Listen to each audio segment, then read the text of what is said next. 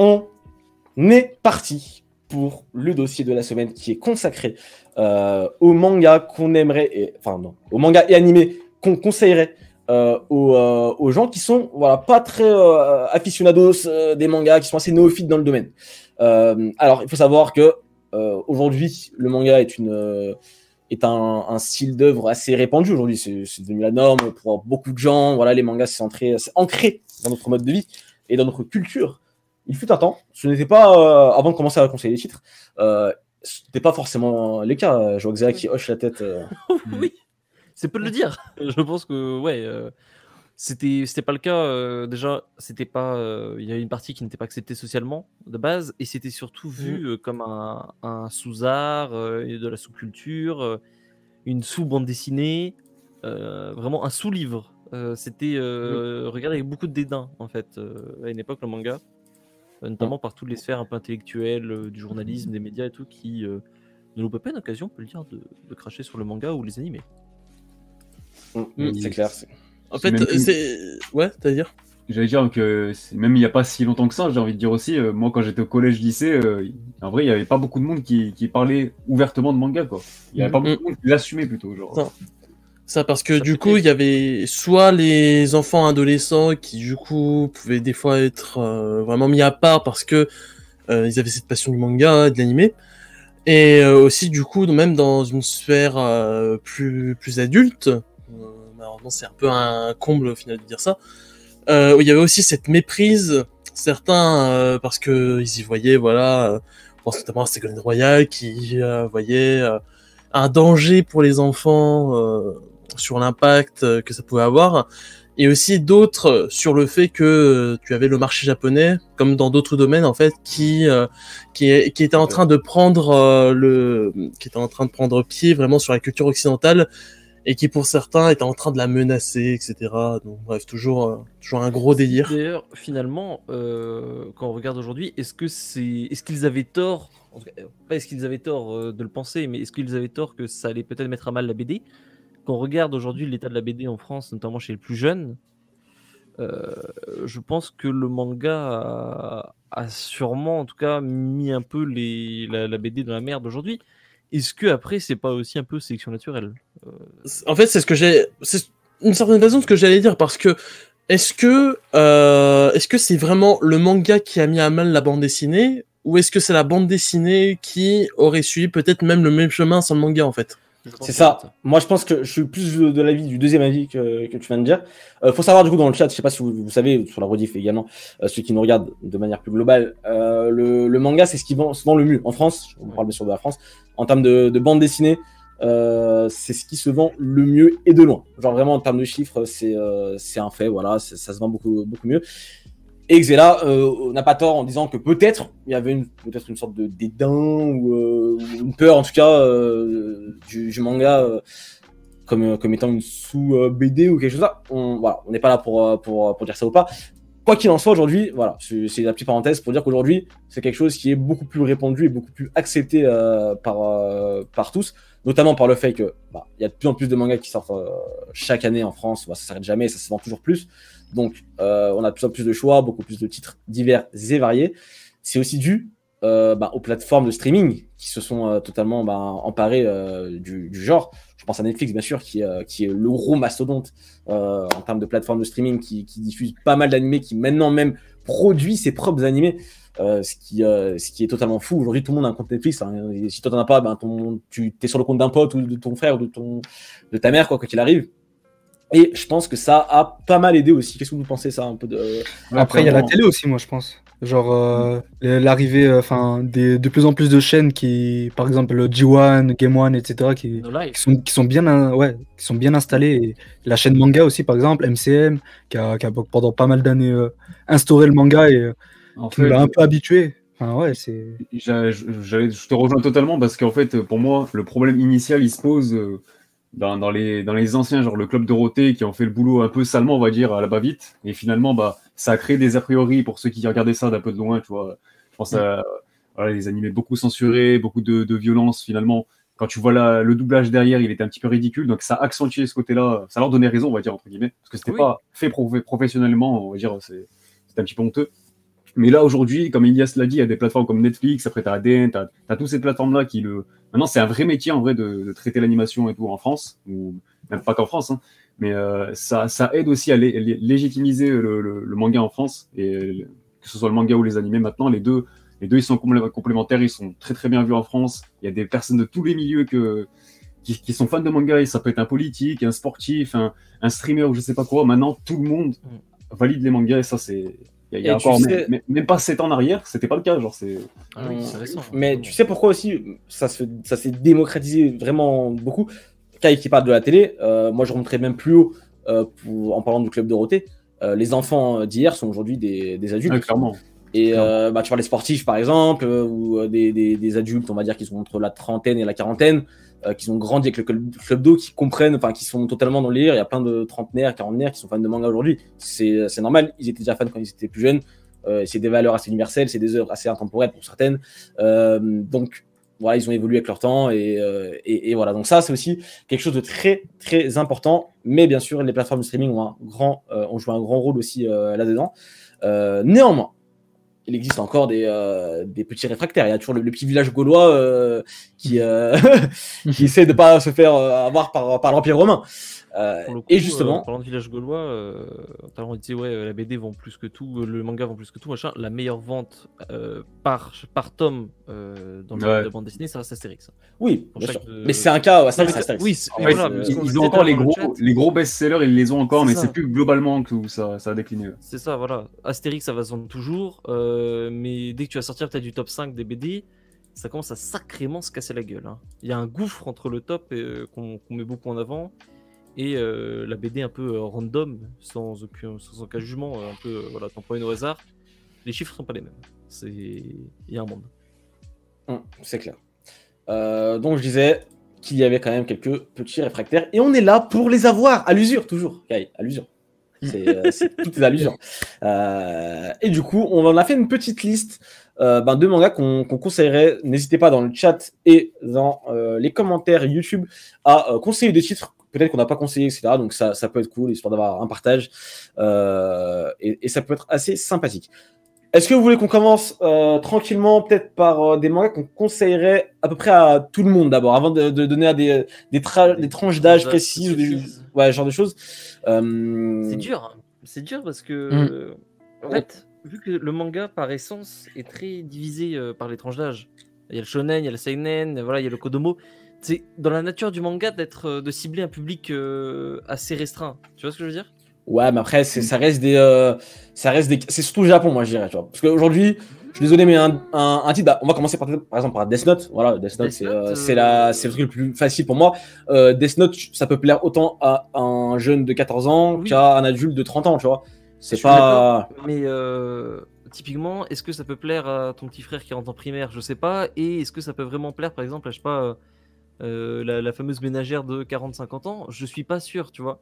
Parce qu'il y a quand même une grosse part de fantaisie, c'est assez spécial.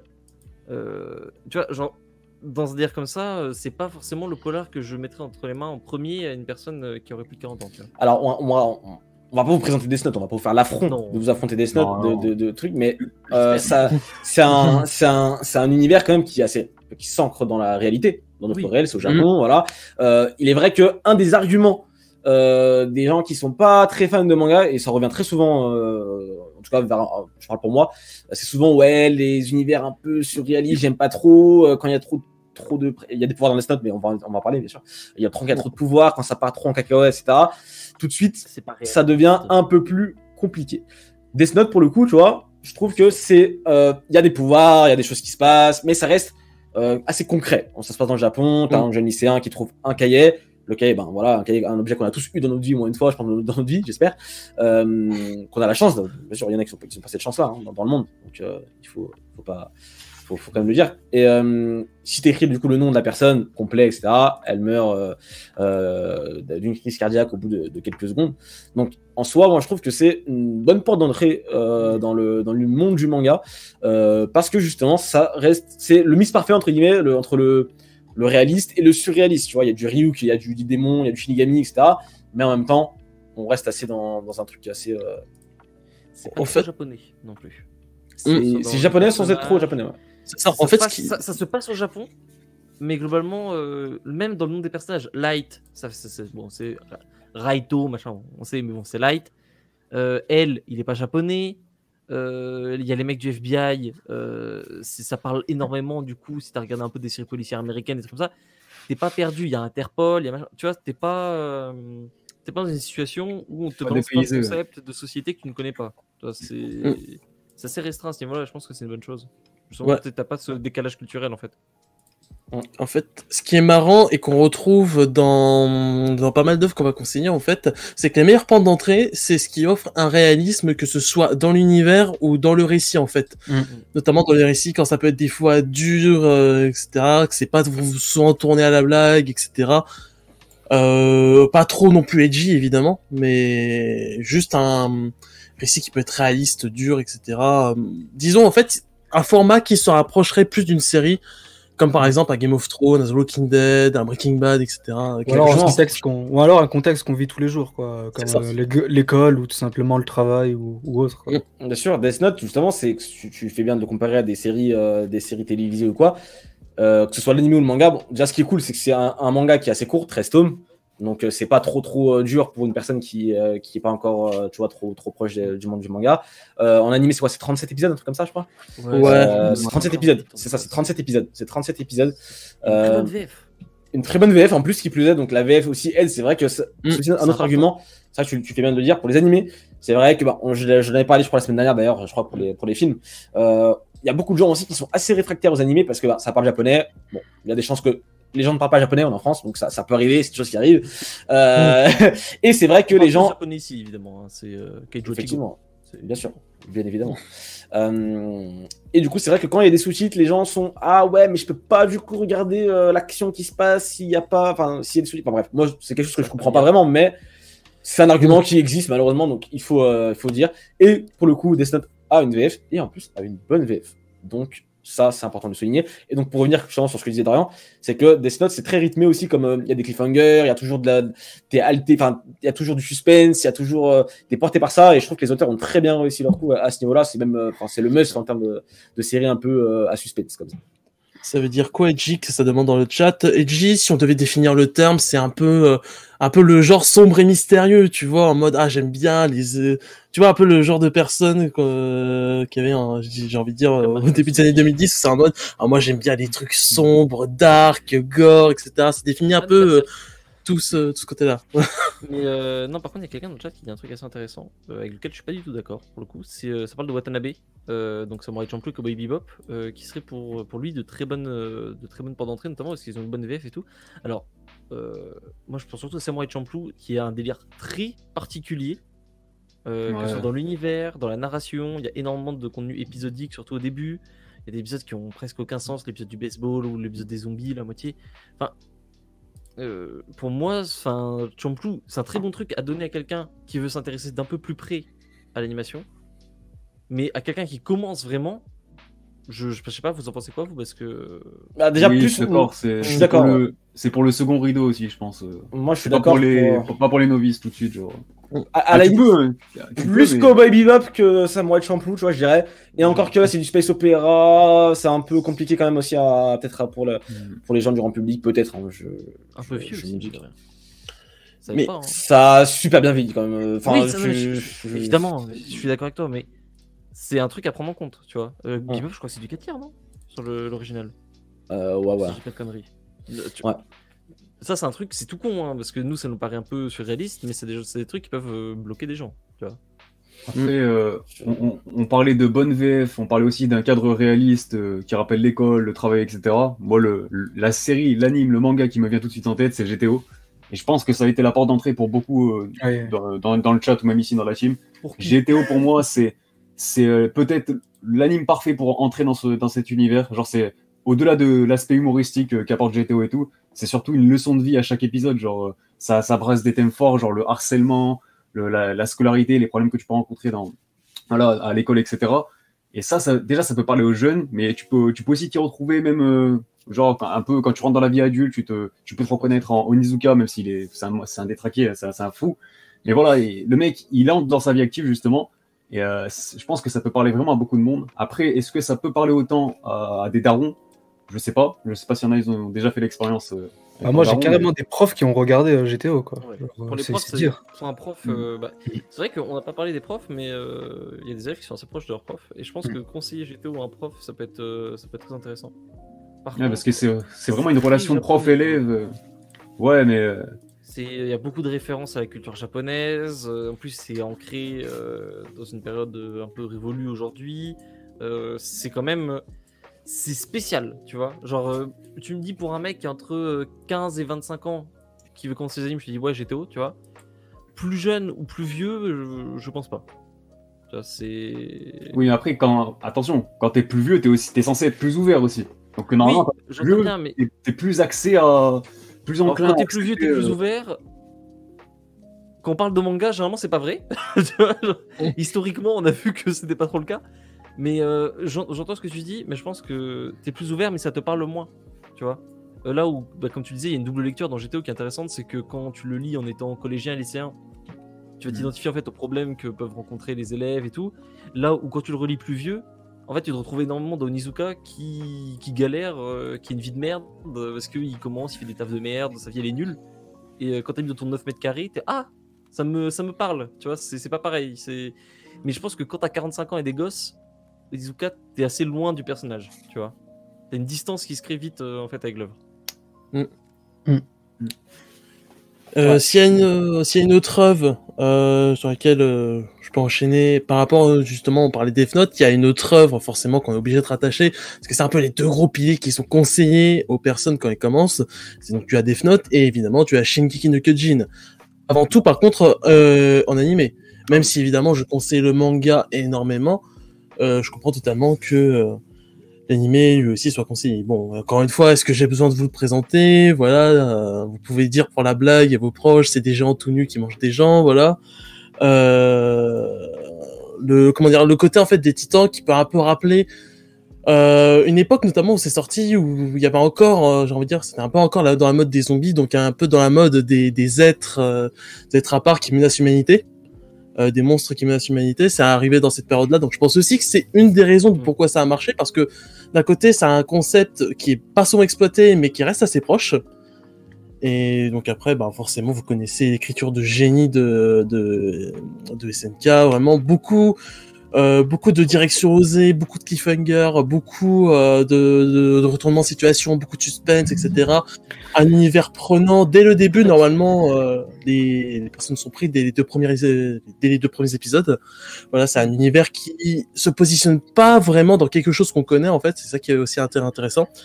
Pour la VF, en revanche, j'ai des réserves là-dessus. Il y a du bon et du pas très bon dans la VF, on va dire. Donc, comme d'habitude, en fait, pour toutes les œuvres qu'on va conseiller en animé, si vous pouvez forcer sur la VO pour sans sous-titrer, parce que forcément, les œuvres sont très généralement meilleures dans leur VO, surtout les œuvres japonaises. Mais voilà, dans tous les cas, sinon, il y a une VF qui existe. L'animé est assez long, en plus, il arrive bientôt à son terme, donc il y a quelque chose à exploiter. Surtout, c'est le premier épisode de SNK, c'est tu rentres direct dedans, genre oui, c'est ça. Tu veux lancer le deuxième épisode quand t'as fini, quoi qu'il arrive. Genre, je crois que c'était peut-être la meilleure entrée en scène, mise en matière que j'ai vue en termes de manga et d'anime. C'est ça, totalement. Surtout qu'on a un animé très quali, quoi. Genre sur toute la première saison et la deuxième et la troisième, quoi. Enfin, et les suivantes d'ailleurs. Ça cite la VF d'Eren dans le chat. Moi, je pensais notamment à cette d'Armin. Cette d'Armin, je la trouve vraiment pas terrible, malheureusement. Après, il faut bien comprendre qu'on a des exigences qu'un public débutant ne va même pas comprendre. Oui, c'est sûr. Si c'est votre mère qui regarde Grey's Anatomy en VF, je peux vous assure que la VF d'Armin, elle n'a rien à foutre. Oui. Je rajouterais qu'il y a un point commun, par exemple, entre Death Note et Shingeki no Kyojin, et il y en aura d'autres avec d'autres titres, pas tous les titres toujours, mais pour beaucoup de titres, c'est des titres qui sont très facilement trouvables, que ce soit sur Netflix, sur d'autres plateformes comme Shingeki, tu peux trouver sur ADN aussi, sur Wakanim, Death Note, tu l'as sur Netflix aussi, enfin c'est assez facile d'accès. Shingeki no Kyojin qui avait été diffusé aussi à la télé à un moment sur France 4, je sais pas si vous vous souvenez. Assez tard le soir quand même, mais qui a été diffusé quand même sur France 4 à la télévision. Donc c'est important de le souligner, ça aide aussi pas mal à la diffusion. En fait, Shingeki no Kyojin, ce qui est intéressant, c'est que je pense que limite j'ai l'impression que vous connaissez de près ou de loin tous quelqu'un qui dit j'aime pas les animés, mais SNK, et voilà. Ouais. C'est vraiment plus. Bah, je vais te couper un peu l'herbe sous le pied, Ilias, parce que c'est en ta liste. Mais, Non pour moi, il y en a deux en fait. Je me rappelle quand j'étais au lycée, et c'est à ce moment-là que les animés en fait sont devenus vraiment mainstream. C'est quand il y a eu SNK saison 1, et à côté il y en avait un autre. C'était One Punch Man. Ah oui. One Punch Man Pourtant, quand on regarde bien One Punch Man, c'est très parodique. Ça joue avec des codes que les gens qui du coup commencent à animer n'ont pas. C'est ce que j'allais dire, ouais. C'est très étonnant en fait, mais ça a un succès fou, notamment chez les néophytes. Et ça, c'est un truc que je pense on peut expliquer, notamment parce que même sans les blagues référencées, en fait, le manga est drôle déjà. L'action, l'animation, c'est top. Bon, la première saison, évidemment. Et que malgré que ce soit très orienté un peu parodie de shonen, c'est aussi... Il a coupé, parfait. Il avait qu'à pas me voler mon manga de ma liste. C'est bien fait, donc je vais reprendre. Je vais dire que c'est surtout le fait que c'est un manga de super-héros, tout simplement. Et le genre super-héroïque, c'est devenu très à la mode depuis, c'est revenu très à la mode depuis quelques années, notamment grâce au film Marvel, par exemple, au cinéma, ce genre de choses. Donc le style super-héroïque, c'est clair que ça marche, et avec One Punch Man, du coup, pour le coup, ça marche autant en animé qu'en manga d'ailleurs, parce qu'il y a parlé d'animé, le manga aussi est très bon dès le départ, et ça a fait un des meilleurs démarrages de tome 1 ever en France. Je comprends pourquoi, enfin je pense qu'on sait tous pourquoi, hein. C'est clairement aussi un public un peu plus néophyte qui s'est emparé aussi du manga. Et surtout c'était attendu aussi par, enfin il y avait une petite hype derrière, genre bien sûr. c'est très suivi par le webcomic et tout ça. Toujours le X. Les néophytes, pour moi, ils sont pas dépaysés devant One Punch Man. C'est pas grave si genre ils comprennent pas que ça casse des codes du Neketsu, etc. Parce que ça casse les codes avant tout du super-héros. Et c'est ça en fait qui est le plus important avec One Punch Man. Donc c'est pour ça que c'est tout public. Moi, je me permets d'émettre certaines réserves là-dessus, dans le sens où pour moi, c'est plus dans une seconde vague d'animés à présenter. Parce que autant oui, ça peut passer dans des premiers animés ou premiers mangas à voir, y a pas de souci. Mais je pense que c'est un peu le genre d'œuvre où je me suis fait la réflexion sur pas mal. Genre d'œuvre où tu te dis, tu peux le conseiller en premier, mais le mieux c'est de le conseiller en second, en fait. Ah oui. Le conseiller après avoir les prérequis pour pleinement comprendre le truc. Par exemple, SNK, je sais pas, je reprends SNK ou Death Note, c'est des parfaits exemples de, à n'importe quel stade, en fait, tu peux pleinement être satisfait de l'œuvre, alors que pour, par exemple, One Punch Man, c'est une œuvre, il vaut mieux avoir déjà consommé du shonen neketsu pour pleinement comprendre et se satisfaire du manga. Elle est là, la subtilité, c'est que pour pleinement à comprendre. Oui. Et en vrai, t'as pas besoin de pleinement comprendre. Oui, mais comme je dis, tu peux le conseiller en premier, il y a pas de souci. Mais en revanche, je pense que justement, c'est un peu comme pas mal de mangas et d'œuvres japonaises, quelque chose à conseiller en seconde vague. Okay. Après, ça peut offrir une seconde lecture après. Si tu le revois plus tard, avec un plus gros bagage. C'est clair. Allez, Kai, je te laisse un petit peu la parole. Alors moi, c'est plutôt un film, mais bien qu'il y ait le manga aussi, c'est Hustle and Voice, parce que c'est vraiment un sujet qui chez nous, pour notre entourage, où je pense qu'on connaît tous quelqu'un qui souffre d'handicap d'une manière ou d'une autre, que ce soit handicap physique ou tout simplement psychologique. Et je pense que c'est un sujet qui peut parler à pas mal de personnes. Et voilà, le film est plus à présenter, il a eu une très belle adaptation, mais il y a le manga aussi à côté.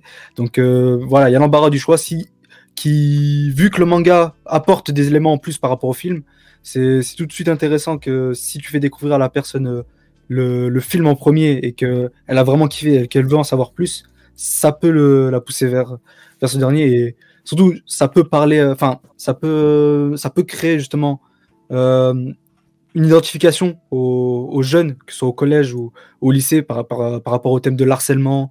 Il y a vraiment cette dynamique avec les deux protagonistes où t'es direct, t'as direct de l'empathie pour les deux. Concerné, ouais. Tu te sens direct concerné, et aussi pour un parent, tout simplement, que quand tu donnes ça à une daronne ou à ton daron, tu vas pas dire qu'il va être indifférent à ça, quoi. Enfin, et voilà, moi je pense que c'est vraiment une série qui a beaucoup de sincérité et qui je pense qu'il peut quand même toucher quand même Pas mal de monde, je suis d'accord. Ouais, pas mal de monde. Pas mal de monde, que ce soit les plus jeunes et moins jeunes, je suis d'accord. Notamment, le film est excellent, je vous conseille le film, mais surtout le manga. Le manga est encore meilleur, il y a encore un peu plus détaillé sur les petits trucs. Le film, bon, en un film, c'est 7 tomes le manga. Donc, en plus, c'est assez court pour le coup. Et je crois même qu'il y a des coffrets. Je sais pas si c'est encore les coffrets par contre, ils sont encore disponibles. Je sais pas si c'est encore disponible. Ouais, mais il y avait des coffrets. Et en tout cas, 7 tomes, ça se lit plutôt vite. Et je partage totalement la reco là de Kai. Moi, je mettrais une petite. Rapproche au micro, s'il te plaît. On t'entend vraiment pas. Je mettrais une petite. Juste peut-être une petite réserve sur un truc, c'est qu'il y a des petits éléments de mise en scène dans les Silent Voice dans le film qui, j'ai peur, ne soient pas super accessibles. Je pense notamment au passage des croix sur le visage, des trucs un peu autour du bruit et tout, qui, si t'es pas forcément habitué à l'animation ou à l'animation japonaise particulièrement, tu peux, je pense, ne pas saisir pleinement certains trucs et ça peut être un peu déconcertant pour certains, tu vois. Après, là, c'est vraiment du storytelling visuel. Oui, je suis d'accord, mais c'est un truc, mine de rien, si je pense qu'on a tous une. Du tout, je pense pas habitué à ce genre de choses, tu vois. Je pense que, en fait, en termes de films d'animation tout court, pas seulement japonais, on est quand même enclin à ce genre de message visuel. Je pense que, avec réflexion, je pense que tu y penses, en fait. Tu peux le comprendre. Vu l'histoire qui est amenée derrière, je pense que... T'as quand même le contexte avec. Tu vois, moi j'aurais peur que les gens, même s'ils peuvent comprendre, ils peuvent se dire un peu oh, c'est quoi ce truc, ça me saoule un peu. Enfin, tu vois ce que je veux dire? Après, malheureusement, c'est un effet qui existe dans toutes les œuvres, notamment même les films aussi, où en fait, c'est à partir du moment où, de toute façon, les gens, que ce soit pour n'importe quel format de divertissement, qui voient quelque chose qui sort un peu de l'ordinaire et qu'au lieu de se dire c'est débile, je comprends pas, non c'est pas je comprends pas, c'est débile plutôt, de se dire tiens c'est bizarre que ce soit comme ça, quel est le sens derrière en fait. Et ça, je pense c'est partout. Après, il y a quelqu'un dans le chat qui dit que les flashbacks et les flash-forward qui peuvent perturber le visionnage. Alors, les flashbacks, je suis pas d'accord. Par contre, les flash-forward, oui. Là, pour le coup, c'est vu que c'est un truc qui est assez limité en vrai quand on y regarde bien dans le monde du cinéma, enfin dans le cinéma de l'animation japonaise, enfin dans l'animation tout court, ça peut perturber surtout vu comment il racontait le film en fait. Donc c'est vrai que là pour le coup. Après moi franchement je pense que c'est un peu c'est prendre un peu les gens pour des idiots non plus, tu vois, ça va. Je pense que ça reste assez quand même compréhensible dans le truc. Même dans le manga, il y a, c'est du chipotage. En vrai de vrai, tu conseilles ça à quelqu'un, je pense qu'il va quand même prendre du plaisir devant. Je pense. Mais après, bien évidemment, ça. Truc et ça c'est vraiment même c'est le sujet en soi qui déjà devient touchant bien sûr et qui touche tout le monde en fait, qui touche tout le monde, qui est obligatoirement destiné à te toucher qui tu sois où que tu sois, c'est assez universel comme valeur. C'est un truc qui ressort pas mal, dit qu'on va conseiller de toute manière, c'est le côté universel, pour que les gens puissent les saisir ou au moins les apprécier, peu importe leurs horizons. C'est le truc le plus important, je pense, pas d'entrée. Vas-y. Xela, je te laisse du coup enchaîner avec un truc écoute. On va partir sur un truc un peu plus léger, un peu plus pour les enfants, parce qu'on n'a pas beaucoup parlé des gamins, alors que c'est, je pense, assez important. Moi, je vais vous proposer My Hero Academia.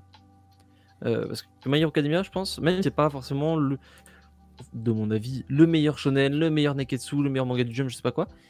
C'est super accessible, c'est dans l'air du temps, il y a vraiment une vague et machin, il y a l'animé, le manga, les goodies, les machins, les trucs. Et pour moi, vraiment, si par exemple vous avez un petit frère qui rentre en primaire, début de collège, des trucs comme ça, que vous voulez lui faire lire des mangas, pour moi, s'il y en a un à choisir, c'est My Hero Academia. Parce que My Hero Academia, en fait, ça va lui permettre déjà de s'inscrire dans un truc qui est en cours, qui existe, qui est actif. Là où par exemple des Dragon Ball, bon, Dragon Ball c'est terminé. Dragon Ball, il va pas le voir à la télé, Dragon Ball, il va pas pouvoir forcément parler énormément dans le cours de récréation. Et c'est quand même, je pense, un vecteur assez important derrière dans la passion du manga qui peut se créer par la suite. Ce côté partage avec les gens, c'est pour ça qu'on est là. Et pour moi, vraiment, My Hero Academia, ça s'ancre parfaitement parce que tu as ce côté en même temps japonais. On ça peut un peu initier au code du manga. En même temps, tu as du super-héros très comics, avec aujourd'hui les films Avengers, machin. Je pense que les gamins sont plutôt stables là-dessus. Ils connaissent. À côté, voilà, t'as en même temps, c'est comique, c'est léger, mais pas trop non plus, ça prend pas le lecteur pour un débile.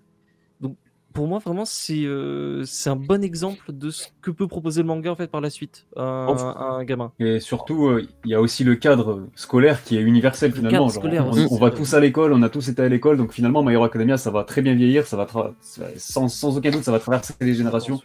C'est en vrai, c'est une bonne porte d'entrée pour n'importe quelle tranche d'âge, que ce soit Et sur on 2 revient- ans ou dans 5 ans. Et on revient sur le cadre super-héroïque tout à l'heure dont je parlais pour One Punch Man, qui est Ouais. très à la mode, etc. Donc, Ça marche chez tout le monde en fait. Surtout que c'est très bien My Hero Academia, étant donné que, enfin, c'est surtout un manga qui grandit avec le lecteur, étant donné que le manga, au fur et à mesure des groupes de 10 tomes, ben, il prend en maturité en fait, au niveau des thèmes qu'il aborde, etc. Ça commence un peu à, enfin, je trouve que le manga prend de moins en moins le lecteur pour un con en fait, ou, enfin, pour un enfant en tout cas, au fil des tomes en fait. Et ça, c'est plutôt cool. est-ce que quelque part, on n'est pas d'accord pour dire tous ici, hein, et dans le chat, vous pouvez nous dire aussi dans les commentaires YouTube, est-ce que My Hero Academia, c'est pas finalement le Neketsu de la génération, enfin des générations qui nous succèdent. Nous, c'était plus Naruto, One Piece, etc. Est-ce que eux, le meilleur truc à suivre, entre guillemets, en termes de Neketsu pur, est-ce que c'est My Hero Academia finalement? Il y a d'autres trucs, il y a d'autres cheats, il y a des Nanatsu no Taizai, il y a des Black Clover, il y a des trucs comme des Zero, mais quelque part, My Hero Academia. Le mieux, je sais pas, mais pour moi, c'est le plus vivant. Et c'est un truc qui est très important dans des œuvres en cours. Il y a de la théorie, il y a du contenu sur Internet, il y a des fanbases, des machins. Il y a vraiment, c'est un univers qui est riche, en fait, qui permet d'échanger dessus. Et à partir du moment où tu peux échanger sur le truc, derrière, la discussion elle se crée et ça crée des liens entre les gens et tout. Et c'est ce que faisait Naruto, c'est ce que faisait One Piece, c'est ce qu'a fait Dragon Ball à une époque. Et je pense qu'à partir de là, ouais. Hein. Et c'est accessible en plus, quoi. C'est partout. En fait, moi, je pense perso que surtout ce qui est bien, c'est que c'est vraiment accessible à tout le monde dans le sens, comme j'ai dit, les super-héros, ça parle à tout le monde. Ça parle à tout le monde. T'as l'école, ça parle à tout le monde. T'as comment dire, t'as un peu de tout, vraiment. C'est drôle, c'est épique, ça te fait ressentir des émotions. C'est vraiment, en fait, tu peux trouver, dans My Hero Academia, il y aura toujours quelque chose, peu importe ton profil, je pense, à trouver. Peu importe ton âge, peu importe tes préférences, il y aura toujours quelque chose à trouver. Même si c'est pas peut-être l'œuvre qui va te plus t'accrocher du monde, il y aura toujours quelque chose à piocher, à trouver, quelque chose qui va t'intéresser, etc. Alors, pour répondre un petit peu au chat aussi, qui me cite par exemple Jujutsu Kaisen et Kimetsu no Yaiba, pour le coup, je trouve que c'est des œuvres qui sont quand même un peu plus matures, un peu plus. Voilà. Même si Jujutsu, ça a le thème de l'école qui est vachement mis de côté. C'est juste un prétexte pour garder les protagonistes. Tu vois, c'est pas comme un My Hero Academia où c'est omniprésent et que ça parlera pendant facile. Allez, il y a 30 tomes. L'école, tu l'as pendant 27 tomes, quoi. Ça veut pas dire qu'on dit que My Hero Academia c'est mieux que Jujutsu Kaisen ou Kimetsu no Yaiba. C'est plus accessible. C'est plus accessible. Voilà. C'est très japonais aussi, notamment Demon Slayer. Oui. Tu fais un gamin de 8 ans qui habite, je sais pas, en France. Tu lui parles de samouraï, de yokai, de machin, de trucs, tu l'as perdu, c'est fini. Enfin, pas forcément.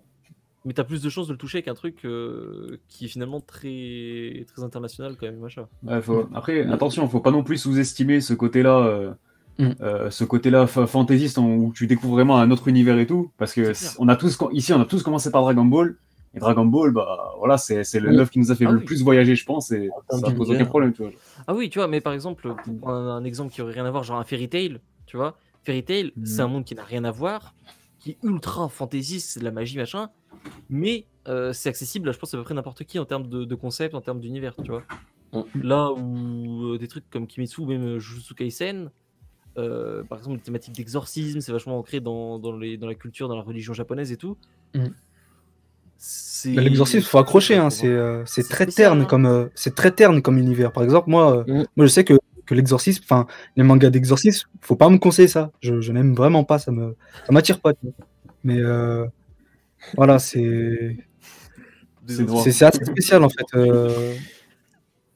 Mais quelqu'un parlait de The Promised Neverland. En fait, The Promised Neverland, c'est si c'était pas autant le bordel. Peut-être on aurait dit oui, mais l'anime est différent, c'est le bordel et c'est en train d'être une catastrophe. Le manga, on espérait justement qu'il y ait des choses qui soient corrigées, etc.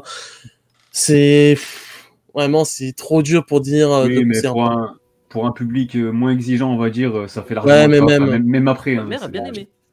C'est 20 tomes, c'est pas très long. Le premier chapitre, le premier épisode te met direct dedans. En vrai. Alors, ouais, je veux rebondir sur un message dans le chat de Le Babouin d'Eau qui dit pourquoi chercher absolument, parce qu'il dit un truc intéressant en vrai, pourquoi chercher absolument la meilleure porte d'entrée pour les nouveaux du côté de ceux qui le connaissent déjà, thème de l'école, super-héros, policiers, etc. Alors que notre génération, ou même celle d'avant, a commencé avec Dragon Ball, Naruto, etc. Peut-être que le nouveau lecteur, il cherche des trucs qu'il n'a pas l'habitude de voir. Alors, oui, je suis d'accord. Mais là, en fait, aujourd'hui, on est à un stade où si tu ne lis pas de manga, c'est que tu le désires pas vraiment, en fait. C'est très bizarre à dire, mais c'est que t'es assez réfractaire et qu'il y a quelque chose qui te gêne. Ouais, t'as pas une attirance de base. Et c'est pour ça qu'on parle de ça. Il y a deux choses. Il y a déjà ça, et puis aussi que c'est triste à dire, mais les gens se laissent de moins en moins rêver, en fait. À l'époque, on était vraiment beaucoup plus dans l'imaginaire, dans quelque chose touchant à l'imagination, vraiment. Alors que là, aujourd'hui, les œuvres les plus populaires, c'est celles qui s'attachent à du réalisme, en fait. Oui, beaucoup. Et puis t'as une concurrence qui est plus féroce au niveau médiatique. T'as notamment maintenant les gamins, je pense surtout aux plus jeunes, qui ont tous des téléphones, des tablettes. Donc il y a une concurrence avec YouTube et tout. C'est pas pareil. Et d'ailleurs, on dit Naruto, One Piece, machin. On a quand même grandi, je pense, on a beaucoup avec des trucs comme Pokémon et Yu-Gi-Oh aussi, qui sont ancrés dans des contextes assez scolaires. Sacha, il a 10 ans, c'est un gamin, c'est des petits monstres mignons, machin. C'était un autre délire. Déjà, c'était une autre époque, mais surtout, en vrai, c'était pas non plus ultra dépaysant de fou. Surtout Yu-Gi-Oh, je trouve, parce qu'il y avait ce lien en fait entre le dessin animé, le manga ou quoi, et le réel, parce que dans la cour d'école, tu trouvais tes cartes Pokémon, tes cartes Yu-Gi-Oh, tes machins. T'étais pas complètement détaché. Là où aujourd'hui, tu files un manga à un gamin, c'est pas pareil. Le monde n'est plus du tout le même, quoi. Moi, je suis pas d'accord avec vous parce que c'est limite. Et machin, en vrai, c'est le contre-exemple de ce que vous dites. Genre, en gros, pour moi, c'est le seul truc populaire qui est ancré dans une réalité. Genre. Sinon, tu regardes les trucs populaires. Ancré dans notre réalité, dans la réalité physique. Le gamin, il sort de chez lui, il voit des Pokémon, tu vois, il voit du. Je pense pas qu'il croise All Might dans la rue, tu vois. C'est quelque chose d'intéressant parce qu'il dit Disney roule sur le monde, fin d'imaginaire, bof. Bah, en fait, le souci, c'est justement que Disney aujourd'hui, c'est associé vraiment à du bas âge. Faut voir vraiment aujourd'hui, tout le monde peut en profiter, mais c'est vraiment associé à du bas âge. Vous allez dans une séance de cinéma, vous allez voir quasiment que des parents avec leurs gosses entre souvent pas plus de 10 ans qui vont voir les Disney en fait. Et justement, c'est pour ça qu'il y a eu aussi depuis, je dirais, surtout ces dernières décennies, voire même les 2 dernières décennies, beaucoup ce rejet du le truc à l'eau de rose, le truc de l'imaginaire forcément à fond, à la mode Disney, etc., qui est beaucoup rejeté aujourd'hui. Non, pour moi, c'est toujours autant à la mode qu'avant. Hein. Les mondes fantaisistes comme ça, c'est encore limite, maintenant encore, plus à la mode qu'avant. Genre, Parce que peut-être que c'est, je sais pas si on se comprend bien avec le chat et même entre nous en fait. Quand on dit conseiller des mangas à des gens qui débutent, en fait, je conseille pas forcément des mangas pour les gosses qui vont entrer dans le monde du manga dans le sens où ils vont s'y mettre de eux-mêmes. Ils ont pas besoin de mes conseils ou quoi que ce soit, tu vois. Je parle des gens qui sont plus en mode ah ouais, non, je suis pas trop fan de manga. C'est plus ça qu'il faut réfléchir, tu vois. Votre pote que vous avez tous, qui est un peu en mode les mangas, je sais pas trop. Ou votre père, ou votre grand frère, ou tu vois, ça peut être aussi, tu vois. Les gamins qui refusent de lire, il y en a pas mal aussi. Hein. Je sais pas comment aujourd'hui, je pense qu'il y en a encore plus peut-être qu'avant. Moi j'étais comme ça avant. Enfin, on a tous été comme ça. Qui veut pas lire, tu files en plus un livre qui se lit de droite à gauche, machin. Va falloir l'accrocher, hein. Faut lui proposer un truc qui le dépaye. Parce qu'en fait, si c'est quelqu'un qui n'a déjà pas spécialement envie de rentrer dans ce monde-là, si en plus tu lui mets une barrière supplémentaire à l'immersion en lui mettant des concepts, des mondes, des cultures qu'il ne connaît pas, ça va juste encore plus le repousser. Faut lui donner un truc où il va ouvrir la première page, il va dedans, il va comprendre. C'est pour ça que je parle des Death Note, des SNK, tu vois, c'est des trucs qui vont pas t'agresser tout de suite, on va dire, avec des gros mondes fantasy, avec des gros trucs, etc. Mais derrière, il y a quand même des trucs fantasy qui vont faire que potentiellement derrière, tu vas pouvoir t'intéresser, t'ouvrir plus. Et c'est ça qui est intéressant. On peut citer Full Metal Alchemist aussi que j'ai noté pour les mêmes raisons finalement. Pour les mêmes raisons, ce qui est grave cool avec FMA, c'est que ça se passe dans aucun monde, dans aucun pays plutôt. Aucun pays, c'est un contexte réaliste, ouais, c'est européen, donc ça nous convient parfaitement pour nous. En même temps, il n'y a pas de pays vraiment cités. Enfin, il y a des pays fictifs plutôt, et des pays fictifs, mais ça se passe dans un univers assez européen. Il y a un contexte assez réaliste et en même temps, il y a quand même pas mal de termes de la famille, quoi. De la famille, de la guerre, notamment les guerres mondiales qu'on a pu, enfin, nous on n'a pas connu, mais que notre histoire a connu, et du coup qui est un petit peu ancré dans l'esprit de tout le monde aujourd'hui. Oula, c'est pas ce bruit. Est-ce que c'est pas mieux le son maintenant là? Oula, ah oui, c'est un peu trop. Un peu trop. Désolé, on entend tes voisins. Une seconde. 2 heures d'émission. 2 heures d'émission, le mec il se réveille. Donc voilà, Full Metal Alchemist pour moi, en plus d'ailleurs qui actuellement, il nous a agressé. Désolé pour le chat, je sais pas si vous agressez. Ouais, c'est mieux, c'est bien ça. Okay. Je disais qui du coup Full Metal Alchemist qui ressort actuellement en plus dans une perfecte édition. Est-ce que c'est pas le meilleur moment pour commencer Full Metal Alchemist finalement en manga? L'animé peut-être quand même. En manga et du coup l'animé, il y a deux animés qui plus est. Éternel débat. Il y a deux animés qui plus est. Alors moi je vous dis pour piéger. Deux animés et les deux sont très bons. Les deux sont très bons, mon cher.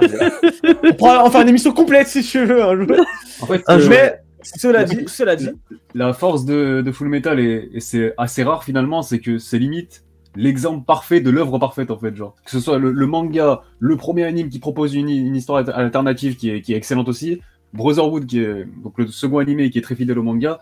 En fait, tous les supports, toutes les conditions sont réunies pour que tu passes un bon moment et que l'œuvre elle est maîtrisée de A à Z en fait. Et dans tous les supports. Ouais.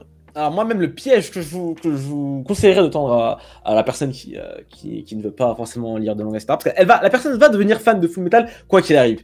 Donc qu'est-ce que vous faites? C'est que vous la faites regarder. Vous la faites regarder Full Metal 2003. À la fin vous lui dites tout ce que la moitié de l'anime que t'as vu, c'est pas ça le vrai truc. Tu dois lire ou tu dois regarder le truc. Et du coup, elle doit se retaper la personne doit se retaper un deuxième truc. Oh. C'est parfait. Vous avez l'incarnation de sa personne en une phrase, là. Vous voyez ce vice-là? C'est ce qui s'est passé avec mon frère, hein, donc voilà. Et, derrière, il a dû voir l'autre anime, il a lu le manga. Allez, c'est bon, je l'ai eu. C'est aussi, hein. Faites pas ça, en vrai. Non, en vrai, non, ça a bien marché. Après, il a 30 piges, mais voilà. Ça parle de Sword Art Online dans le chat. Alors, pour un mec qui serait genre fin de collège, lycée, pourquoi pas si c'est un gros joueur de jeux vidéo. Mais faut qu'il y ait cette condition, je pense, de culture du MMO. Et généralement, en fait, si t'as la culture du MMO, tu baignes déjà un peu dedans, c'est pas pareil. Après, oui, SAO, par contre, ce que je pense, ça peut être bien. Moi, ça a été mon cas. C'est un peu juste un truc de reprise. Le mec regardait des animés ou quoi à l'ancienne. Maintenant, il joue aux jeux vidéo. Et tu veux le faire regarder un truc, mais vas-y, c'est quand j'étais gamin. Tu lui mets SAO, je pense que ça peut bien marcher. Pour beaucoup, j'ai l'impression que ça a été ça, mais voilà, le souci, comme tu as dit, c'est que ce qui est bien, c'est d'avoir une culture du MMO, sauf qu'aujourd'hui, le MMO, ça existe plus, donc ça existe plus vraiment, à part FF14 et World of Warcraft. Effectivement. 14 et FF14. Otakult, est-ce que tu as un petit titre, toi, que tu pourrais conseiller à des gens qui sont assez réfractaires ou qui veulent débuter dans le manga? En vrai, moi, ça serait Rainbow, je pense. Hein, ah oui. C'est l'exemple parfait de l'histoire touchante qui va te prendre, parce que les personnages, ça va être tes potes, tu vas apprendre à les connaître. Voilà, c'est des jeunes adolescents, des jeunes adultes qui sont envoyés en maison de redressement pour 3 fois rien, entre guillemets, dans un Japon d'après-guerre. Donc le contexte, il est fort. Mais même si toi, tu n'as pas vécu ce contexte-là, tu vas te retrouver en eux parce que tu vas les voir en chier et ça va te toucher, tu vois. C'est obligé. Si tu as un minimum de cœur, tu vas être touché par Rainbow. Et quand tu suis leur évolution, c'est incroyable. L'histoire, elle est magnifique. Genre, surtout, ils ont des objectifs qu'un ado peut avoir, quoi. Enfin, t'en as un qui veut chanter, qui veut chanter, t'en as un qui veut faire de la boxe, t'en as un autre qui veut juste de l'argent pour mettre bien sa famille, etc. Tu vois, genre, c'est des thèmes qui veut parler à des jeunes d'aujourd'hui, quoi. Ouais, c'est clair. Rainbow, pour moi, c'est accessible, tu vois. Genre, je l'ai pas lu encore. Malheureusement, mais je voyais ça dans un dire un peu Furio machin. Ça m'étonne que tu conseilles ça, tu vois. Non, c'est pas vraiment Furio. Enfin, c'est un peu underground quand même, non? Genre. Après, c'est pas tellement en vrai, pas tellement. C'est c'est plus la fraternité, l'amitié qui est mise en avant, mais genre. C'est pas la délinquance qui est mise en avant finalement. Genre. Ils sont envoyés en maison de redressement, mais c'est pas des délinquants si tu veux. Genre. Ok, je veux le dire, ok. C'est un peu Prisoner coup pour faire un petit parallèle. Ouais, sauf que justement pour le coup, non, Prisoner ouais, voilà, c'est ça, je faisais parallèle justement avec Prisoner. Non, c'est pas bon parallèle. C'est pas bon parallèle. Dans le côté fraternel et tout aussi, carrément. Oui, d'accord, mais oui, d'accord. Non, parce que là on parlait du côté Furio, j'étais oui, Prisoner. Non, oui, c'est clair. Donc ouais, Rainbow, je partage plutôt aussi le délire. J'avais un autre titre, moi, c'est Spy Family. Spy Family, tout simplement. Vous avez l'emote Anya actuellement dans le chat pour les subs. Offrez-moi un sub, je veux le spammer. En tier 2, c'est en tier 2. Ah. En tier 2. Donc, bon. Donner de l'argent. Quelle idée. Quoi qu'il arrive, Spy Family, c'est un petit peu le manga qui a buzzé en fin d'année 2020. Ça se passe encore une fois dans un univers, c'est européen, c'est des pays encore une fois romancés, etc. Mais c'est très ça européen. part en plus, c'est la guerre froide. La guerre froide. À l'Allemagne de l'Ouest, à l'Allemagne de l'Est, concrètement. Contexte de guerre froide, etc. Tout le thème autour de la famille, bien évidemment, qui va toucher petits et grands, l'humour qui est assez universel aussi, pour le coup, qui va toucher toutes les tranches d'âge, que ce soit les plus âgés. En plus, ce qui est bien, c'est que Spy Family, il y a plusieurs degrés de lecture, dépendamment de ton âge et de ta maturité. T'es gamin, tu vas kiffer Anya, tu vas peut-être te comparer à elle, ou tu vas peut-être truc. Quand t'es parents, tu vas t'imaginer un petit peu à la place des parents adoptifs de cette histoire. Et ce qui fait pour moi un mélange parfait en fait pour Spy Family. Moi, je conseille ça fort, sachant qu'il y a que 3 tomes actuellement en plus en France, que ça avance tranquillement à son rythme. En vrai, petite lecture à conseiller de temps en temps. Quand le tome sort, tu t'achètes ton tome, tu vas le lire, t'es très content. Il y a peut-être l'animé qui arrive bientôt en plus, donc c'est parfait. L'anime Japan 2021. C'est sur le fait que l'humour repose vachement sur un peu des gimmicks, des expressions faciales, des machins, des petites mises en scène. Et j'ai peur que les gens, tu vois, par exemple, quand on voit Anya en fond qui fait sa gueule bizarre, est-ce que des gens qui lisent pas trop de BD ou quoi vont aller remarquer ce genre de choses, vont aller chercher? Alors tu vois. là, Xela, faut que tu fasses attention à ne pas prendre les gens pour des cons non plus, tu vois. non, mais je te parle de quelqu'un qui vraiment ne lit pas de bande dessinée, tu vois. Genre, est-ce que c'est des trucs qui vont être appréciés? Il a des yeux. Je sais pas, tu vois, genre parce qu'il y a quand même le game qui après ça, c'est les pattes et tout. Anya, c'est encore différent, c'est limite la culture du mème, et les mèmes, c'est présent partout, t'as pas besoin d'avoir lu des BD pour... C'est vrai. D'ailleurs, dans ce délire-là, il y a Yotsuba aussi, je trouve, hein, qui marche peut-être encore mieux, je pense, que Spy Family, dans le délire un peu tranche de vie familiale et tout, drôle. Je trouve que c'est ultra accessible, Yotsuba, ça parle à tout le monde, c'est de l'humour un peu con en plus, je pense que ça peut être et c'est pas trop japonisant. Donc je sais pas, vous en pensez quoi, Yotsuba pour Oh, mais Yotsuba bien sûr aussi, hein. C'est dans le même style, hein. C'est dans la même mouvance quoi qu'il arrive, hein. Donc je suis d'accord. Pour revenir à Spy Family, en fait, ce qui est intéressant surtout, c'est que, comme tu l'as dit un peu, c'est pour tous les âges dans le sens où le manga et l'humour ne sont pas trop enfantins et pas trop adultes non plus. Donc c'est vraiment, il arrive à avoir un entre-deux parfait qui est assez rare, qui est aujourd'hui l'un des mangas populaires les plus accessibles pour moi à tous les publics, à tous les âges. En termes d'humour, tu peux trouver vraiment surtout partout, c'est très drôle. C'est vraiment, j'ai envie de dire, c'est dur de pas rire devant Spy Family. Concrètement, c'est le manga depuis le début, je pense que de tous les mangas, c'est le manga où je peux le plus dire que je peux autant conseiller à ma mère qu'à ma petite sœur, tu vois. C'est ça. Parce que ça marche trop bien. Quand, je sais pas si vous êtes allé en librairie dernièrement, mais tu vois tout le monde avec un tome de Spy Family dans la main, genre de tous les tranches d'âge, c'est n'importe quoi. Genre à chaque fois, c'est impressionnant, ouais, genre. Quelqu'un dit Dr Stone dans le chat. Ah, Dr Stone. Alors, Dr Stone, alors moi j'ai des réserves sur ça. Hein. C'est ça. Moi j'aurais bien dit oui à la base, mais le souci, c'est que, en fait, il peut y avoir un peu trop le côté, déjà, je me disais, il peut y avoir trop le côté nerdy, un peu en mode, ah, mon Dieu, j'apprends des choses. Non! Non, moi. T'apprends des choses. Le truc, ouais, moi j'ai cours de maths ce matin, je sais pas vous faire des maths en lisant Dr Stone, quoi. Ouais, il y a peut-être un peu de film, c'est assez particulier, genre, le mec, il arrive à l'âge de pierre, du plus tard, il a une bagnole, t'es là, t'es bon. Ça va très vite, c'est très facile parfois dans le truc. C'est pas, il y a pas une once de réalisme dans Dr Stone. C'est faussement ça, en fait, réaliste. Et surtout quand tu lis le premier chapitre, même en tant que lecteur aguerri, je parle, tu sais pas tu connais pas encore le ton de la série, genre tu sais pas si c'est une comédie ou est-ce que ça va être sérieux et tout. Et après finalement surtout qu'en fait, je sais pas si c'est exactement genre. Ouais, mais les premiers chapitres, surtout que c'est vraiment, c'est même pas les vrais premiers chapitres en plus. C'est vraiment introductif, à la catastrophe entre guillemets. Et le premier chapitre, il commence avec le chapitre de Senku, quoi. Enfin, comment il se réveille. Ouais, non, je crois que c'est 7 ou 8 chapitres, je crois. Et genre, c'est à la fin du premier tome qu'on ait les premiers chapitres de Senku, quoi. C'est ça, c'est à conseiller en fait plus tard. En deuxième voire troisième vague, plus tard après avoir introduit la personne, potentiellement. J'ai lu quelqu'un tout à l'heure qui disait dans le chat Bakuman.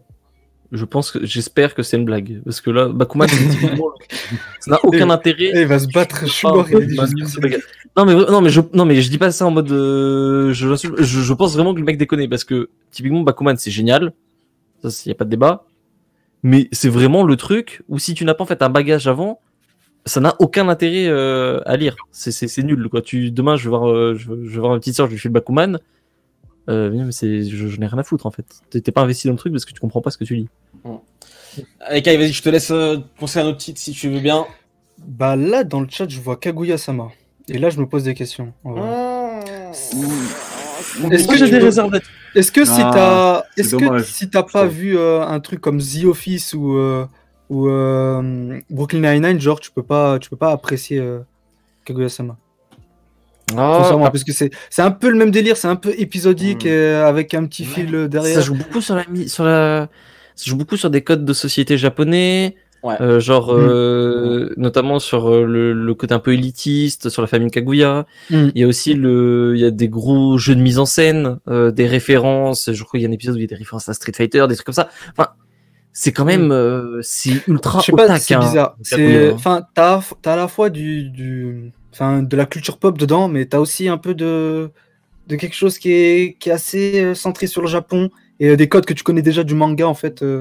En général, et surtout avec l'anime qui a pas mal d'idées de mise en scène qui sont pas forcément évidentes pour tout et n'importe quoi. Pour moi, ça rentre dans la catégorie de manga de tu peux le conseiller en premier, mais tu ne pourras pas pleinement en profiter si tu sais. Oui, c'est One Punch Man en vrai. C'est le. Ouais, mais là, ça relève clairement du gâchis, je pense, tu vois. De faire regarder quelqu'un que aussitôt, vu que c'est de la blague, de la grosse blague. Tu pourras pas profiter autant à ton deuxième visionnage, ce qui fait que pour moi c'est un truc à regarder une fois que t'es prêt. Et Saiki Kuso, vous conseillez ou pas? Enfin, Otakul, toi je te demande vu que t'as vu, mais Saiki Kuso, tu pourrais conseiller? C'est trop perché en vrai, je pense. Ça va trop vite. Mais il y a 20 il y a 20 gags, c'est trop perché. Genre. Evangelion, non. non. Ah bah Evangelion, on parlait tout à l'heure de la mise en scène et des choses qui seront peut-être pas, marqueront peut-être pas les gens. Evangelion, c'est parfaitement ça. Hein. Pour moi, c'est vraiment l'œuvre que tu dois conseiller vraiment tard, Evangelion.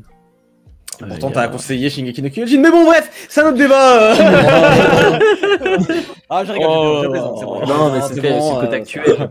Oui, je sais. Ça aide en vrai. Hein. C'est important, je pense, de leur filer des trucs qui sont ancrés un peu, qui peuvent, par exemple, après, ils vont entendre par la télé, à la radio, dans la rue ou quoi.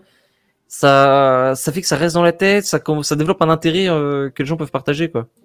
Pourquoi pas. Après, en fait, Evangelion, c'est surtout une œuvre ultra profonde où je pense que beaucoup des personnes à qui on montrera en premier ne vont pas comprendre vraiment le vrai sens de l'œuvre. Ouais. Et du coup, vont peut-être dire c'est boum boum mecha, voilà quoi.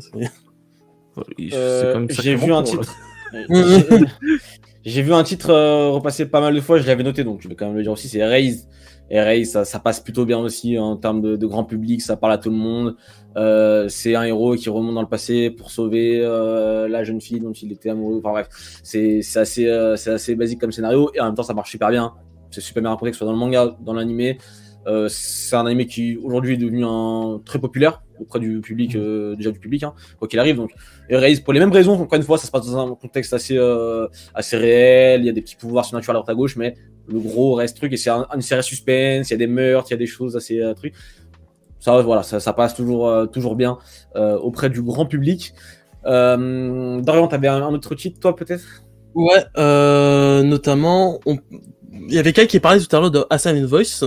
Bah, c'est marrant parce qu'en fait, je voulais rebondir tout à l'heure en disant que, en fait, c'est une époque, c'est à peu près vers 2016, 2017, où il y a pas mal d'œuvres, pas mal de films qui ont beaucoup marché au Japon et à l'international, qui sont sortis. Et donc, notamment, vous savez peut-être déjà de ce dont je vais parler, c'est les œuvres de Makoto Shinkai, soit Your Name et accessoirement Whiffling with You, ou Les Enfants du Temps en français. Ah, j'en vois certains qui, apparemment, ne sont pas très d'accord. Pour le coup, en fait, moi, j'ai un exemple typique. Your Name, c'est un film que j'ai présenté, que j'ai montré à ma mère et qui a vraiment beaucoup aimé. Dans le sens où c'est quelque chose de très beau, de très accessible. Oui. Même si c'est japonais, c'est un film qui marque, que ce soit par son récit ou juste la beauté de ce qu'il présente, en fait. Alors. Et notamment, en fait, on rentre encore dans le truc de Makoto Shinkai, le nouveau Miyazaki, moi, d'interrogation.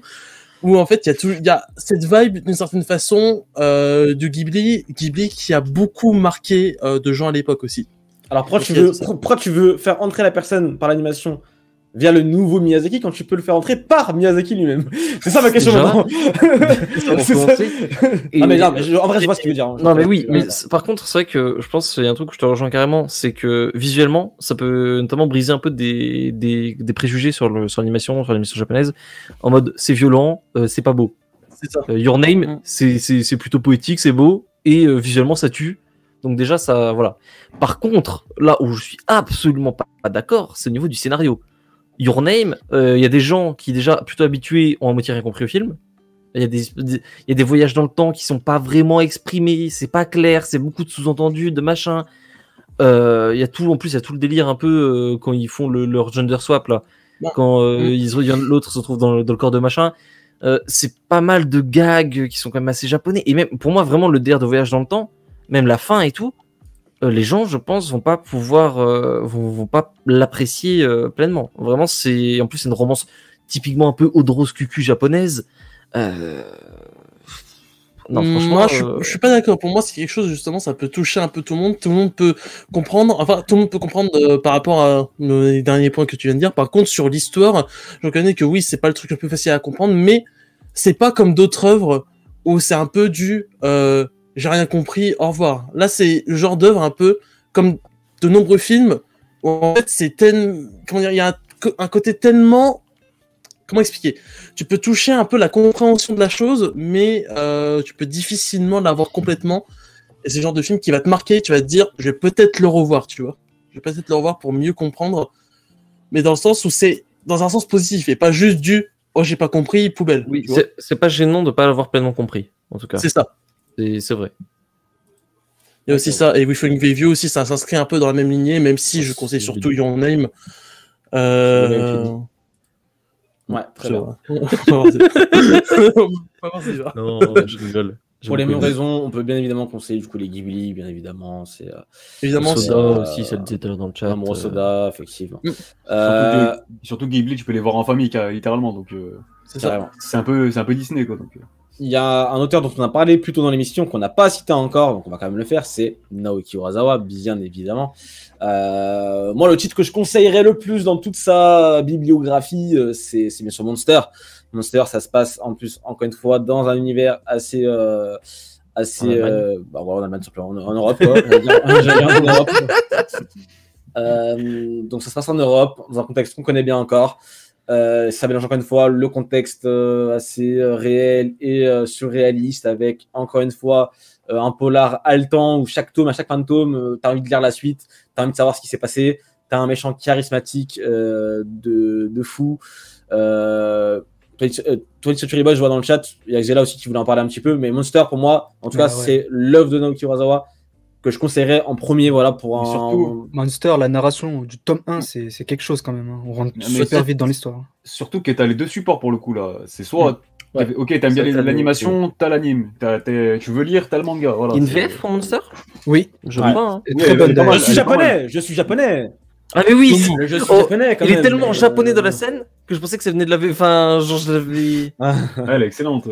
Le mec est trop fort. Je pensais qu'il parlait jap. Donc je pense que voilà, dans le chat, vous êtes tous plutôt d'accord avec moi. Monster, c'est plutôt facile aussi à conseiller. Je vois plutôt dans le chat, je suis pas d'accord pour le coup. Parce que plutôt, il faut quand même être, il faut quand même être plutôt avancé dans le monde du manga. C'est aussi avancé dans le manga. T'as pas besoin de connaître Astro Boy pour relire Pluto du tout, je pense. Oui, mais c'est encore une fois, c'est dommage. C'est question d'appréciation. C'est dommage de regarder Pluto. Parce que c'est plus court en vrai, donc. Est-ce que c'est pas mieux finalement? Genre, t'as 8 tomes contre quoi, 18, après c'est 9 avec l'édition intégrale. Ouais, mais c'est pas non plus, c'est pas 90 tomes, je pense que à ce niveau-là, ça change pas forcément grand-chose.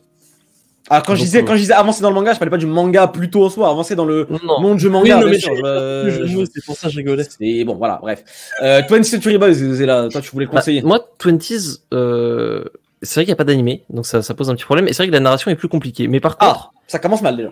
Ah non, mais attention. Par contre, moi je le conseillerais, mais pour quelqu'un qui est déjà friand de narration, friand de cinéma, qui va lire de la BD, des romans de fiction un peu SF, machin.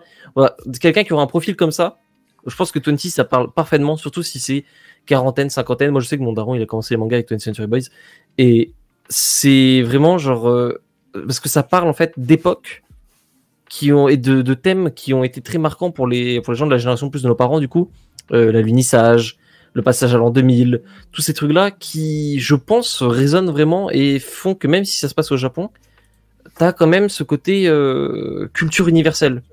L'expo, le machin, tout ça, c'est des trucs dont tout le monde a entendu parler. Même le truc des sectes au Japon, l'attentat des sectes au Japon dans les métros au Gassara, tout le monde en avait entendu parler à l'époque. Enfin, voilà, ça s'ancre dans une certaine réalité quand même si une narration plus compliquée, plus complexe. Je pense que ça peut vraiment parler à des gens qui ont aujourd'hui entre 40 et 60 ans. Donc voilà. Après, évidemment, c'est pas Monster, c'est moins linéaire et tout. Mais voilà, je parle de quelqu'un qui aura vraiment plus qui aura un certain bagage derrière. Ouais, au-delà de ça, en termes de récit pur, c'est un peu plus compliqué, je trouve, à suivre que peut-être un peu, c'est vrai. C'est plus complexe. Pour un lecteur aguerri, je trouve. Ouais. Mais après, le lecteur aguerri, enfin, moi, c'est l'idée que j'ai en tête, c'est typiquement des gens qui regarderaient beaucoup de cinéma et qui s'intéresseraient pas forcément au manga. Ça peut leur montrer, regarde, on est aussi capable de poser des histoires complexes, des scénarios travaillés, des personnages, des machins, tu vois. Là où ça peut casser un peu l'image du manga un peu débile, boum boum, tu vois. Parce que moi, je sais que ma belle-sœur, elle lit beaucoup de romans. Je pense qu'un 20th Century Boy, ça pourrait lui casser un petit peu l'image. Enfin, Urasawa tout court, en vrai. Oui. En vrai, ouais. En vrai, voilà. Ça pourrait vraiment lui casser l'image de les mangas. C'est pas que de la bagarre, c'est pas que de l'action, des trucs de gamin, non. Il y a des vraies histoires bien maîtrisées. Et pour le coup, Urasawa, tu peux filer n'importe quoi, j'ai envie de dire. Ça marche, quoi. Allez, les amis, il reste pas beaucoup de temps avant la fin de l'émission. On peut donner quelques cheats comme ça encore qui nous restent assez rapidement. Moi, j'avais noté Gon pour les enfants en bas âge pour le coup. Je pense que c'est ce qui vraiment en bas âge pour le coup, vraiment. Oui, il y a pas de texte, donc. Genre voilà, justement, du biais qui est pas de texte justement, et tout se comprend par l'image et quelque part le manga, c'est ce qui fait sa grande force, c'est l'image, l'imagerie qui raconte en fait déjà une histoire juste par son image. Et pour tous les mangas, les meilleurs mangas, c'est ceux qui racontent des histoires, ne serait-ce que par leur dessin. Tu vois, tu peux limite enlever les bulles. Bien sûr que les bulles c'est important, bien évidemment. Je dis pas qu'il voilà, mais un Dragon Ball par exemple, juste par l'image, ça raconte tellement de choses et plein d'autres mangas comme ça qui m'ont marqué pour ce genre de choses. Gon pour moi, voilà, c'est exactement ce genre de choses où on va suivre du coup une sorte de petit dinosaure qui va essayer de survivre tout au long des tomes. En France, du coup, en France, il y a 7 volumes. Il y a 7 volumes de Gon. Est-ce qu'il est encore disponible? Petit truc, il est encore dispo, mais moi je vous conseille l'édition italienne de Gon parce qu'il n'y a pas de texte dedans, du coup on s'en fout que c'est l'édition italienne. Okay. Et pour 30€, vous avez 3 beaux volumes dans un coffret en grand format qui font l'intégrale de Gon. Donc, est-ce que pour des gosses c'est bien? J'ai pas vu non, mais là je parle pour les fans, viewers. Okay. Si vous avez envie de tester Gon, moi je vous dirais prenez l'édition italienne ou espagnole, j'ai un doute. Mais voilà, vous la trouverez, elle est ultra stylée, donc c'est sympa. Pour rester dans cette narration un peu par la mise en scène, par les dessins, je pense que Shuzo Oshimi, ça peut être un bon auteur, par contre pas pour les enfants bas âge, pas pour les enfants, mais plus pour un public adolescent ou le passage à l'âge adulte tout simplement. Voilà, c'est des thèmes qui sont abordés, le harcèlement, l'acceptement de soi. La confiance en soi aussi, c'est vraiment des thèmes qui reviennent dans les œuvres de Shuzo Oshimi, et je pense que Happiness, avec ce côté un petit peu fantaisiste aussi, ça peut, c'est pas morose, enfin, c'est à la fois morose sans l'être, en fait, ça te fait voyager, même si tu restes dans le cadre réaliste, il y a quand même ce côté fantaisiste, avec un petit peu l'histoire de vampires et tout, mais qui en fait, ça va contre les codes des vampires aussi, finalement, quand tu le dis. Donc je pense que ça peut être une bonne histoire, voilà, je crois que c'était 10 tomes. Donc Happiness, je pense que c'est le meilleur manga pour entrer dans l'univers de Shuzo Oshimi. Donc ado ou adulte, je pense que ça marche. Ok. Kai, vas-y, tes petits titres là qui te restaient. Allez, moi c'est plutôt l'anime Desperate qui est vraiment, voilà, c'est un concept. Tu t'attends pas forcément à ce que à avoir ce type d'anime quand tu commences le premier épisode. Il y a la petite surprise à la fin, le petit twist.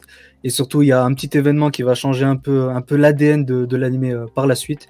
Et tu vois, c'est vraiment prenant.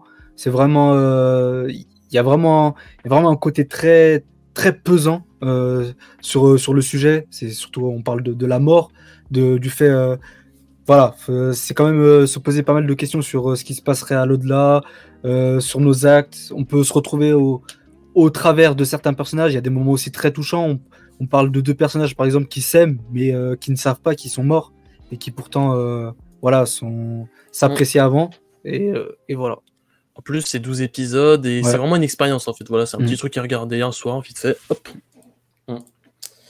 Allez, Dorian, vas-y, tant que t'es là, Dorian, je sais pas si t'as fini toi tous tes trucs. Ben, moi, je me restais juste une petite œuvre qui est un peu s'ancre, encore une fois, dans j'ai envie de dire, dans les œuvres telles que Death Note et SNK. C'est Psycho Pass. Où je dirais juste, ma seule réserve par rapport à Psycho Pass, c'est que c'est un peu le bordel d'un animé. Entre la saison 1, 2, les 2 films, puis après la saison 3, puis le film après, je commence que c'est un bordel. Mais en soi, l'œuvre est vraiment cool, notamment, surtout le début, où c'est très accrocheur, c'est quelque chose qui, encore une fois, parle, ça rentre un peu, voilà, encore une fois, dans du réalisme, dans des questions de... Comment ? Il y a une vibe un peu Blade Runner, tous ces délires-là, tous les trucs. C'est ça. Et ça se poste en fait dans dans un contexte avec des questions qu'on se pose aujourd'hui en fait sur la société, sur la technologie, etc., sur l'intelligence artificielle, tout ça, sur l'impact, sur la gestion de la police, sur plein de choses. Et puis ça reste, ça reste un thriller policier aussi d'une certaine façon. Donc ça peut plaire à beaucoup de monde. Carrément d'accord avec toi là.